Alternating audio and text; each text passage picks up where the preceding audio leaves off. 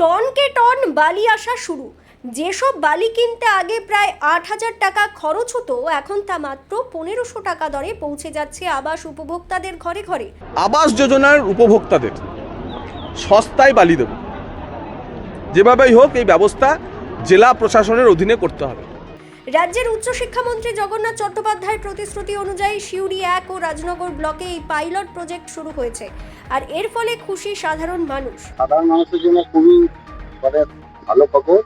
আগে মানুষ বালি ৩,০০০, ৪,০০০, ৫,০০০ কিনত, কিন্তু এখন বিধায়ক জগন্নাথ দা আমাদের বলেছিলেন, ভোটের আগে আশ্বাস দিয়েছিলেন, যা সেই আশা পূরণ হয়েছে। সাধারণ মানুষরা এখন আবাস যোজনা বাড়ি খুব ভালোভাবে করতে পারবে। ১,৫০০ বালি আশা করি গরিব মানুষরা সবাই কিনবে। সিউড়ির বিধায়ক ও উচ্চশিক্ষামন্ত্রী জগন্নাথ চট্টোপাধ্যায়ের দেওয়া কথা অনুযায়ী সিউড়ি ও রাজনগর ব্লক এলাকার আবাস উপভোক্তাদের জন্য সরকারিভাবে বিশেষ উদ্যোগ নেওয়া হলো। ভারতীয় জনতা পার্টি কথা দিয়ে কথা রাখে। ইলেকশনের আগে বীরভূম জেলা ভারতীয় জনতা পার্টির পক্ষ হইতে মহামান্য ডিএম সাহেবের কাছে আমাদের দাবি ছিল, যারা আবাস উপভোক্তা প্রত্যেকটা ব্লকে সে আবাস উপভোক্তাদের নির্দিষ্ট মূল্যে বালি দিতে হবে। সিউড়ি ব্লকে শুরু হয়েছে পাইলট প্রজেক্ট। ধন্যবাদ জানাই সরকার এবং প্রশাসনকে, যে আমাদের ভারতীয় জনতা পার্টি ইলেকশনের আগে যে দাবি রেখেছিল, সেই দাবি মোতাবেক পাইলট প্রজেক্ট বীরভূমের বুকে সিউড়ি দিয়ে শুরু হয়েছে। ২-৪ দিনের মধ্যে প্রত্যেকটা ব্লকেও খবর পৌঁছে দিয়েছেন। ২-৪ দিনের মধ্যে প্রত্যেকটা ব্লকেও শুরু হয়ে যাবে।